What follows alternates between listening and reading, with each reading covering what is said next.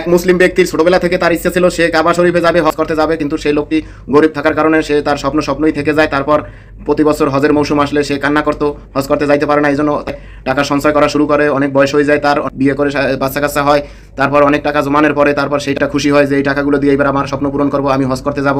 এর ভিতরে হজ করতে যাওয়ার সম্পূর্ণ প্রস্তুতি সারার পূর্বে তার একটি মেয়ে ছিল, মেয়েটি হঠাৎ অসুস্থ হয়ে পড়ে। তারপর মেয়েটির পিছনে অনেক টাকা খরচ হয়ে যায়, মেয়েটির চিকিৎসার জন্য টাকাগুলো সব খরচ হয়ে যায়। তারপর তিনি আবার কান্না করে যে আমার স্বপ্ন এবারও আল্লাহ পূরণ করলো না, জানি না আমার স্বপ্ন পূরণ হয় কিনা। তারপর হঠাৎ করে এরকম করতে করতে তার সব টাকা শেষ হয়ে যায়, স্বপ্ন আর স্বপ্নই থেকে যায়। তারপর ওই পবিত্র কাবা শরীফের ছবি নিয়ে তারপর তিনি প্রতি বছর হজ মৌসুমে কান্না করেন। কান্না দেখে এলাকার গণ্যমান্য ব্যক্তিরা চিন্তা করলো, না, এনাকে যে কোনো মূল্যে হজ করতে পাঠাতে হবে, এনার স্বপ্ন আমাদের পূরণ করে দিতে হবে।